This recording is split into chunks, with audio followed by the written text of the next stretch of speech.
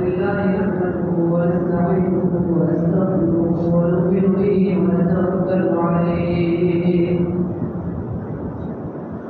ونعوذ بالله من شرور أنفسنا ومن سيئات أعمالنا ونعوذ بالله من شرور أنفسنا ومن سيئات أعمالنا من يهده الله فلا مضل له ومن يضلله فلا هادي له ونشهد أن لا إله إلا الله وحده لا شريك له ونشهد أن سيدنا وحبيبنا وشفيعنا وسندنا ومولانا محمدا عبده ورسوله أرسله الله إلى كافة الناس بشيرا ونذيرا وداعيا إلى الله بإذنه وسراجا منيرا أما بعد فأعوذ بالله من الشيطان الرجيم بسم الله الرحمن الرحيم يا أيها الذين آمنوا قوا أنفسكم وأهليكم نارا وقودها الناس والحجارة عليها ملائكة غلاظ شداد لا يعصون الله ما أمرهم ويفعلون ما يؤمرون. وقال النبي صلى الله تعالى عليه وسلم يأتي على الناس زمان هممهم بطونهم وشرفهم متاعهم وقبلتهم نساؤهم أولئك شر الخلق لا خلاق لهم عند الله. صدق الله العلي العظيم وصدق رسوله النبي الكريم ونحن على ذلك من الشاهدين والشاكرين والحمد لله رب العالمين. میرے محترم دوستوں اور بزرگوں، شارح مسلم علامہ نووی رحمۃ اللہ علیہ انہوں نے اپنی کتاب ریاض الصالحین میں اس آیت کے تحت مستقل ابواب قائم فرمائے ہیں اور اس میں اس بات کی وضاحت کرنے کی کوشش فرمائی ہے کہ ہر آدمی کے لیے ضروری ہے کہ اپنے ماتحتوں کی نگرانی کرے اور ان کا خیال رکھے. اللہ جل جلالہ عمل والوں نے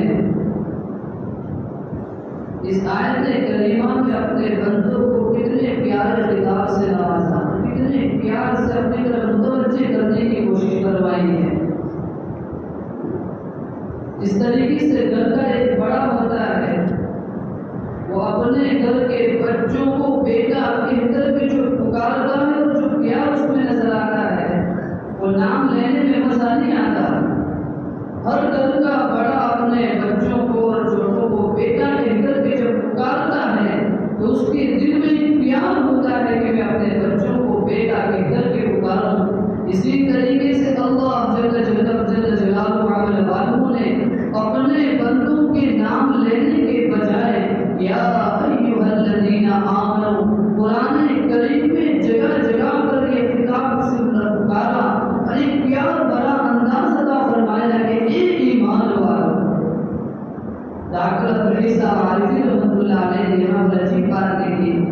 ڈاکٹر عبدالحی صاحب عارفی رحمۃ اللہ علیہ فرماتے ہیں ہر انسان کا جو رشتہ اور ناطہ ہوتا ہے اللہ سے، اور اللہ کا اپنے بندوں سے جو رشتہ اور ناطہ ہے، اللہ یہ بتانا چاہتے ہیں کہ میرا اپنے بندوں سے کیا رشتہ ہے اور کیا ناطہ ہے. ان پیارے خطاب دل کر کے اللہ رب العزت اپنے بندوں کو اپنی طرف متوجہ کرنا چاہ رہے ہیں کہ یا ایھا الذین آمنوا قوا انفسکم واہلیکم نارا. کہ ایمان والوں اپنے آپ کو بھی اور اپنے گھر والوں کو جہنم کی آگ سے بچاؤ اور اپنے ماتحتوں کی فکر کرو۔ اسی لیے مفتی شفیع صاحب رحمۃ اللہ علیہ نے اس آیت کی تفسیر میں لکھا ہے، مفتی شفیع صاحب رحمۃ اللہ علیہ فرماتے ہیں کہ اللہ جل جلالہ عمل نے اس آیت کریمہ میں آگے جو لفظ ارشاد فرمایا یا ایھا الذین آمنوا قوا انفسکم واہلیکم نارا، نار کا لفظ استعمال فرمایا، اور نار عربی میں کہا جاتا ہے آگ کو۔ جس طریقے سے گھر کے ایک بڑے کو کوئی آدمی آ کر کے خبر دے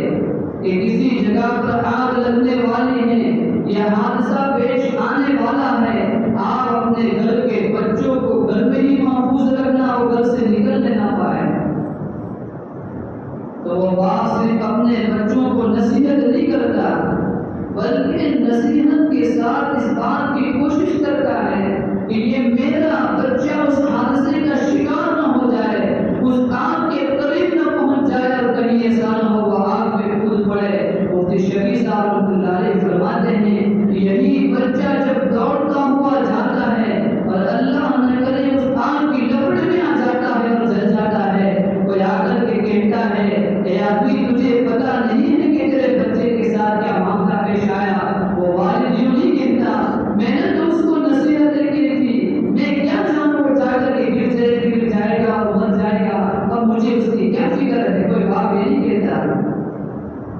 بلکہ حد الامکان اس بات کی کوشش کرتا ہے کہ میرا بچہ وہاں تک نہ پہنچے اور وہاں تک پہنچ کر کے کہیں ایسا نہ ہو وہ آگ میں جل جائے۔ مفتی شفیع صاحب رحمۃ اللہ علیہ فرماتے ہیں آج گھر کا ہر بڑا یہ کہتا ہے میں نے اپنے بچوں کو سمجھانے کی کوششیں کی ہے، میں نے اپنے بچوں کو سمجھایا لیکن وہ میری بات نہیں مانتے۔ مفتی صاحب رحمۃ اللہ علیہ فرماتے ہیں جس طرح دنیا کی آگ سے بچانے کے لیے تم دوڑے ہوئے اس کے پیچھے بھاگتے ہو، کیا جہنم کی آگ سے بچانے کی اس طرح تم نے اپنے بچوں کی فکر کی ہے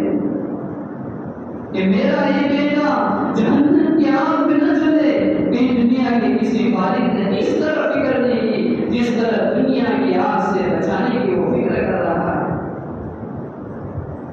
ہر آدمی یہ کہتا ہے، ہر والد یہ کہتا ہے کہ میں نے اپنے بچوں کو یہ سارے دنیا کے راحت و آرام کے اسباب مہیا کر دیے ہیں، دنیا میں رہنے کے لیے ساری چیزیں مہیا کر دی ہے، میرے بچے کا کریکٹر اچھا ہو گیا، میرا بچہ عالیشان بن گیا ہے، اسکول کی تعلیم کے اعتبار سے دیکھو تو وہ اعلیٰ ڈگری پر ہے، میرا بچہ ہر اعتبار سے اعلیٰ ہے، لیکن میرے بچے کے اندر صرف ایک چیز کی کمی ہے کہ میرا بچہ نماز کا پابند نہیں ہے، میرے بچے میں اخلاق نہیں ہے، میرے بچے کے اندر صرف اتنی بات نہیں ہے کہ بڑوں کے ساتھ کس طرح بات کی جاتی ہے، لوگوں کے ساتھ کس طرح ملا اور جلا جاتا ہے، لوگوں کو خوش کرنے کے لیے کس طریقے سے کے ساتھ ملا جاتا ہے۔ اس لیے مفتی شفیع صاحب رحمۃ اللہ علیہ نے یہاں پر اچھی مثال ارشاد فرمائے ہیں۔ مفتی شفیع صاحب رحمۃ اللہ علیہ فرماتے ہیں کہ کسی کا انتقال ہو گیا، ڈاکٹر کو بلایا گیا، اس ڈاکٹر نے آ کر ڈاکٹر کو کہا گیا کہ ذرا دیکھو تو صحیح کہ آدمی بستر پر پڑا ہوا ہے، اس کو کیا ہوا ہے؟ اس ڈاکٹر نے دیکھا اور دیکھنے کے بعد کہنے لگا کہ میں آپ کو کیا بتاؤں، اس کے ہاتھ بھی صحیح سالم ہیں، اس کے پیر بھی صحیح سالم ہیں، اس کے سر سے لے کر کے پیر تو کوئی عضو ایسا نہیں ہے صحیح سالم نہ ہو۔ ڈاکٹر والے نے پوچھا ڈاکٹر صاحب ذرا بتاؤ تو صحیح، جب ساری چیزیں صحیح سالم ہیں آخر یہ بستر سے کھڑا کیوں نہیں ہو پا رہا ہے؟ ڈاکٹر کہنے لگا اس میں سے جو اصل چیز تھی روح نکل چکی ہے۔ مفتی شفیع صاحب رحمۃ اللہ علیہ فرماتے ہیں دنیا کی ساری چیز تم نے اپنے بچوں کو دے دی، اپنے گھر والوں کو دے دی، لیکن جو اصل اسلام کی جو روحانیت تھی، دین اور شریعت کی جو روحانیت تھی، وہ روحانیت ہم نے اپنے بچوں سے ختم کر دی، ساری چیز کے ہوتے ہوئے اس کی روح ختم ہو چکی ہے۔ اس لیے مفتی شفیع صاحب رحمۃ اللہ علیہ نے آگے لکھا کہ اللہ رب العزت نے جو نام کا لفظ استعمال فرمایا اس آیت کریمہ میں،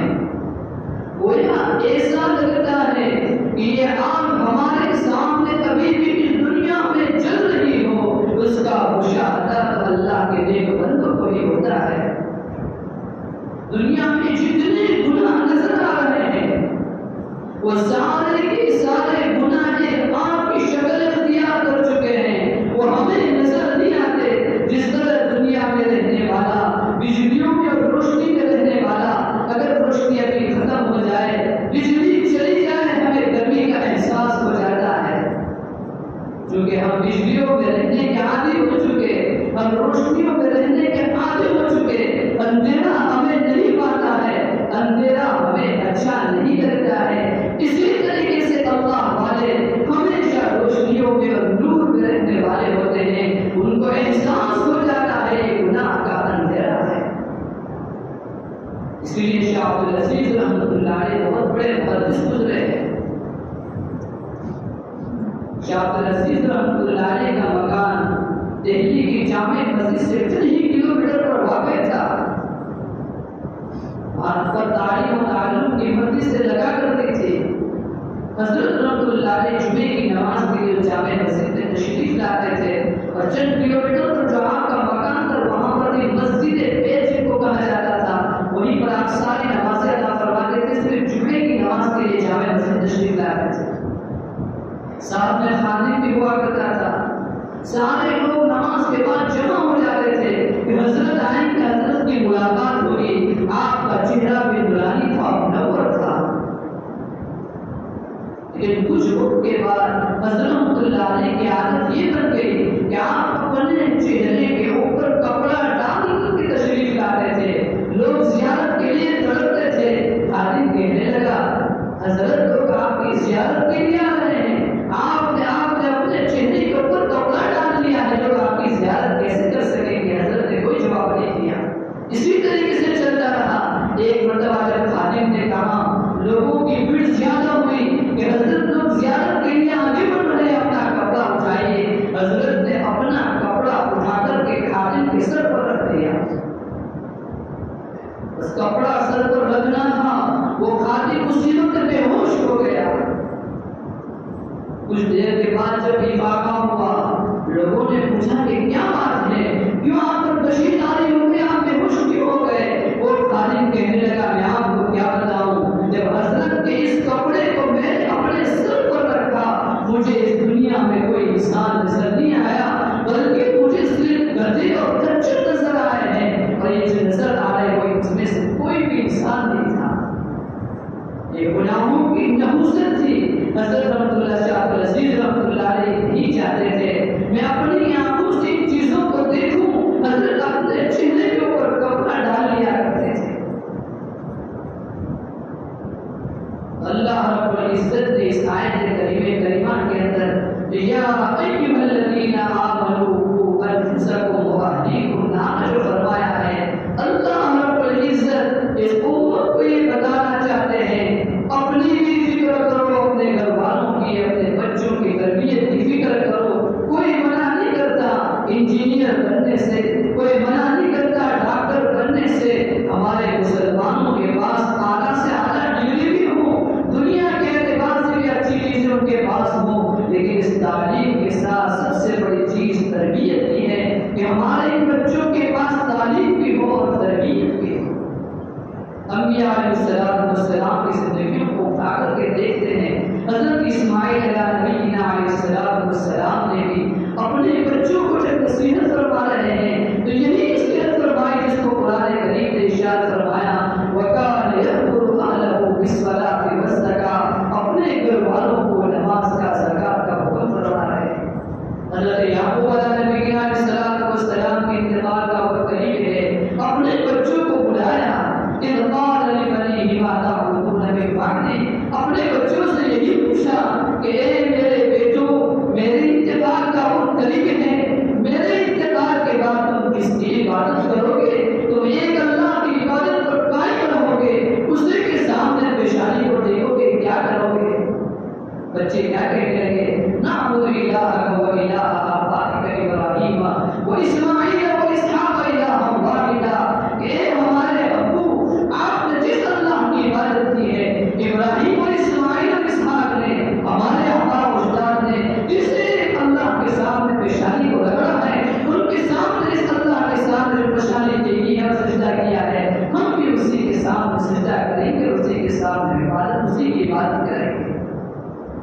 انبیاء علیہ السلام کی تعلیمات یہ بتاتی ہے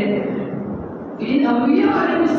السلام کو اپنی اولاد کی صرف اور صرف فکر تھی تو آبائی کی تربیت تھی کہ موت بھی اس حال میں آ رہی ہو کہ ایک اللہ کی عبادت کرتے ہوئے یہ میرا بچہ دنیا سے جا رہا ہو۔ شیخ زکریا رحمۃ اللہ علیہ جن کی فضائل اعمال کی ہم تعلیم کرتے ہیں، شیخ رحمۃ اللہ علیہ نے لکھا ہے اپنے حافظی میں، حضرت فرماتے ہیں کہ میرے والد نے مجھے ایک تکیہ عنایت فرمایا تھا جس سے چھوٹے سے بچے کو جس کسی چیز سے محبت ہوتی ہے اس چیز کو لے کر کے پورے گھر میں گھومتا ہے اور اس کو ساتھ میں ساتھ میں رکھتا ہے۔ شیخ زکریا رحمۃ اللہ علیہ فرماتے ہیں میرے والد کو جب سونے کا تقاضا ہوا میرے والد نے یوں کہا کہ اے میرے بیٹے مجھے تکیے کی ضرورت ہے، مجھے لیے تکیہ لے کر کے آؤ۔ شیخ زکریا رحمۃ اللہ علیہ فرمانے لگے میں نے اپنے والد کو یوں کہا کہ میرے والد نے اپنا تکیہ لے کر آؤ، میرا تکیہ ہے۔ جب یہ جملہ سننا تھا والد صاحب کو فوراً ایک تماچا رسید کا ایک تھپڑ مارے۔ شیخ زکریا رحمۃ اللہ علیہ فرمانے لگے مجھے دل کے اندر تکلیف بھی ہوئی کہ مجھے کیوں مارا۔ جب میں بڑا ہوا میری تربیت ہوئی مجھے احساس ہوا بچپنے کا وہ تماچا جو میرے والد نے مجھے مارا تھا وہ اس بات کا احساس تھا ابھی بچپنے سے سب چیزیں اپنی گرا گئی میرے چیزیں ہیں، بچپنے سے تربیت فرمائی۔ والدین کی جو عبادتیں ہوتی ہیں، والدین کی جو تربیت ہوتی ہے اس کا اثر بچپنے سے ہی شروع ہو جاتا ہے۔ کتابوں میں بہت سارے واقعات لکھے ہیں، اس میں سے وہ واقعہ لکھا ہے شیخ عبد القادر جیلانی رحمۃ اللہ علیہ کا کہ کتنے لوگوں کی نیک نیتی، والد کی نیک ہونا، والدہ کا نیک ہونا، نانا کا نیک ہونا، ان تمام گھر کے افراد کی نیکی کی وجہ سے اللہ نے شیخ عبد القادر جیلانی کو شیخ عبد القادر جیلانی بنایا۔ ان کے والد کا نام شیخ ابو صالح تھا۔ شیخ ابو صالح جنگل کا سفر فرما رہے ہیں، وہ فرماتے ہیں کہ مجھے بہت زیادہ بھوک لگی، پیاس لگی، جنگل کا سفر کرتے کرتے میں ایسے مقام پر پہنچ رہا ہوں پانی کی نہر بہہ رہی ہے، مجھے بھوک لگی ہوئی ہے، میں نے دیکھا کہ سفرجن ایک پھل اس پانی میں تیرتا ہوا اس طرف آ رہا ہے۔ بہت زیادہ بھوک لگی، شیخ ابو صالح فرماتے ہیں میں نے اس ایپل کو سفرجن کو کھا لیا۔ کھانے کے بعد مجھے احساس ہوا کہ مجھے نہیں پتا کہ یہ پھل کہاں سے آیا ہوگا، کس طرف سے آیا ہوگا، کس باغ کا مالک، اس باغ کا مالک کون ہوگا۔ میں نے اس کی اجازت کے بغیر یہ پھل کھا لیا۔ افسوس ہوا، فوراً مجھے سب سے نہر بہ رہی تھی، چند کلومیٹر میل کا سفر طے کرتے ہوئے اس باغ کے قریب پہنچے، کیا دیکھا وہاں پر ایک بزرگ بیٹھے ہوا ہے جن کا نام عبداللہ صوفی رحمۃ اللہ علیہ ہے۔ وہاں پر پہنچے اور پہنچنے کے بعد کہنے لگے کہ یہ باغ آپ کا ہے، کہاں باغ میرا ہے، کہاں کیا بات ہے، کہاں مجھے احساس ہوتا ہے کہ آپ کے باغ کا ایک پھل گر کر کے اس نہر کے اندر گرا اور یہ نہر مجھے اتنے میل کے اوپر ملی اور اس پھل کو میں نے کھا لیا ہے، میں آپ سے معافی مانگنے آیا ہوں کہ میں نے آپ کی اجازت کے بغیر اس پھل کو کھا لیا۔ عبداللہ صوفی رحمۃ اللہ علیہ کے بہت بڑے بزرگ تھے، انہوں نے دیکھا یہ جوہر آیا ہے، ایک نوجوان ہے، اتنا تقوی والا، اس کی زندگی میں اتنا تقوی ہے کہ ایک پھل جب کھا لیا ہے تو میری اجازت سے معافی مانگ رہا ہے۔ پہچان لیا اس نوجوان کو۔ عبداللہ صوفی رحمۃ اللہ علیہ فرمانے لگے میں معاف نہیں کروں گا لیکن میری ایک شرط ہے، اس شرط کو پورا کرنا ہوگا۔ ہاں کیا شرط ہے؟ جس طریقے حضرت شعیب علیہ السلام مدین میں ہیں، اپنی دونوں بیٹیاں پانی بھرنے کے لیے جا رہی ہیں، حضرت موسیٰ علیہ السلام بھی وہاں پر پہنچے ہیں اور وہاں پر پہنچنے کے بعد لمبا واقعہ حضرت شعیب علیہ السلام نے اپنی ایک صاحب زادی کا نکاح حضرت موسیٰ علیہ السلام سے فرمایا پہچان لیا یہ کون ہے؟ عبداللہ صوفی رحمۃ اللہ علیہ نے پہچانا، یہ جوہر آیا کہ میں نے یہ شرط کہا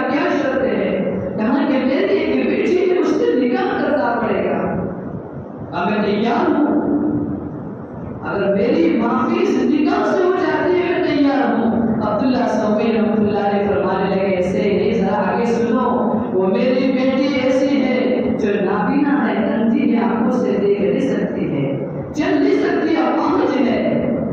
وہ بہری بھی ہے، گونگی بھی ہے۔ شیخ ابو صالح فرماتے ہیں جب میں نے یہ سنا تو میرے دل میں یہ خیال آیا کوئی حرج نہیں، ایسی بیٹی ہے، ایسی نوجوان بیٹی سے میں نکاح کرنے کے لیے تیار ہوں، میں اللہ کو ناراض نہیں کر سکتا، ایسے لڑکی سے شادی کروں گا اور نکاح کروں گا۔ شیخ ابو صالح فرماتے ہیں کہ میرا نکاح ہوا، نکاح ہونے کے بعد جب میں رات میں خلوت میں پہنچا تو میں کیا دیکھتا ہوں، لڑکی بالکل صحیح سالم ہے، وہ دیکھ بھی رہی ہے، برابر چل بھی رہی ہے، بول بھی سکتی ہے، بہری بھی نہیں ہے۔ میں اس کمرے سے باہر آیا اور باہر آنے کے بعد میں نے عبداللہ صوبئی سے کہا، یہ عبداللہ صوبئی، یہ اللہ والے، یہ کیا بات ہے؟ آپ نے تو میرے ساتھ یہ شرائط رکھی تھی، یہ کوئی اور لڑکی آپ نے میرے گھر کے اندر بھیجی اور کرنے میں بھیجی تو کوئی اور لڑکی آپ کی لڑکی نہیں ہے۔ عبداللہ صوبئی رحمۃ اللہ علیہ فرمانے لگے نہیں، یہی میری لڑکی ہے۔ پھر فرمانے لگے شیخ ابو صالح کہ آپ نے مجھے یہ کیوں کہا کہ وہ اندھی ہے؟ کہا میں نے اس وجہ سے اندھی کہا کہ میری اس نوجوان لڑکی نے کبھی اجنبیوں پر نگاہ اٹھا کر کے نہیں دیکھا۔ کہا آپ نے میری کیوں کہا؟ کہا میری اس لڑکی نے کبھی غیبت اور بری چیزوں کو نہیں سنا۔ کہا گونگی کیوں کہا؟ میری اس نوجوان لڑکی کی زبان پر کبھی کسی کے بارے میں غیبت نہیں آ رہی ہے۔ اور کہا اپاہج کیوں کہا؟ میری یہ نوجوان لڑکی کبھی بازاروں میں گھومنے کے لیے نہیں گئی، بری جگہوں پر وہ پیدل چل کر کے کبھی نہیں گئی، میں نے اس لیے اپاہج کہا۔ جب باپ بھی نیک تھے شیخ ابو صالح، والدہ بھی نیک، ان کی بیوی بھی نیک ہے، اور ان کے نانا نے شیخ دونوں کا جب ملاپ ہوا، اللہ نے شیخ عبد القادر جیلانی رحمۃ اللہ علیہ کو پیدا فرمایا۔ گھر کے سارے افراد نیک تھے، والد بھی نیک، والدہ بھی نیک، نانا بھی نیک۔ اللہ نے ان تینوں کی نیک نیت پر ایک ایسا فرزند پیدا فرمایا جس نے دنیا کے اندر کوحرام بچایا۔ ان کے ہاتھوں پر کئی لوگوں نے گناہوں سے توبہ کی۔ ابن الحنبلی رحمۃ اللہ علیہ جن کی کتاب المغنی ہے، انہوں نے ایک کتاب لکھی سیرت عبد القادر جیلانی رحمۃ اللہ علیہ، اس کے حاشیے میں ابن الحنبلی رحمۃ اللہ علیہ نے لکھا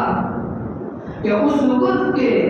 2 لاکھ کے قریب مسلمان تو اپنے گناہوں سے تائب ہو کر کے اللہ والے بنے، اور 5000 یہودیوں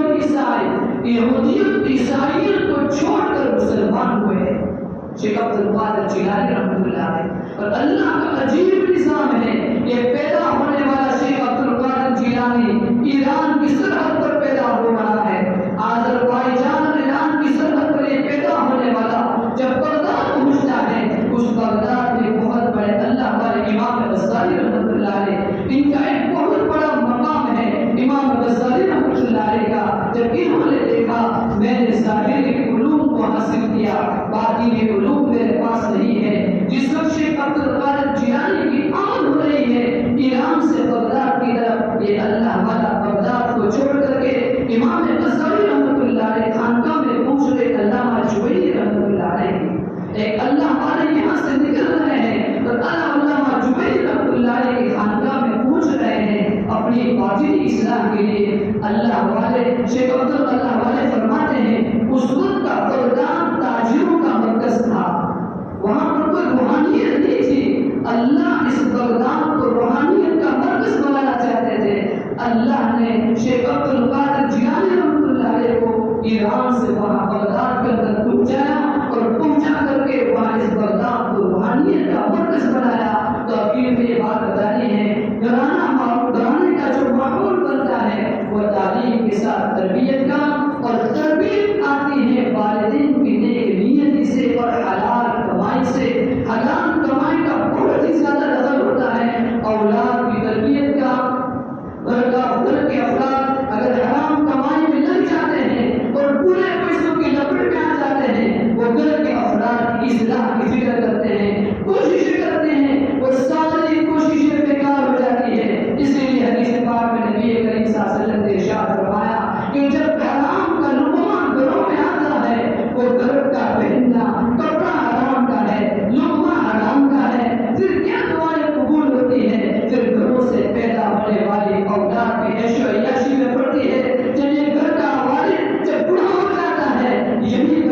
گھر سے دھکے مار کر کے اپنے والد کو گھر سے نکالتا ہے، والد پریشان ہوتا ہے، کیا بات ہے، میں نے اپنے بچوں کو کار دلوائی، اس کے لیے کپڑوں کا انتظام کیا، اچھی سے اچھی لباس کا انتظام کیا، یہ بچہ مجھے دھکے مار کر کے کیوں نکال رہا ہے؟ یہ تیری حرام لقمے کی نحوست ہے، تیری حرام کمائی کی نحوست ہے، تو نے دنیا میں سب کچھ کیا لیکن تیرے بڑھاپے میں تیرے والد بچوں نے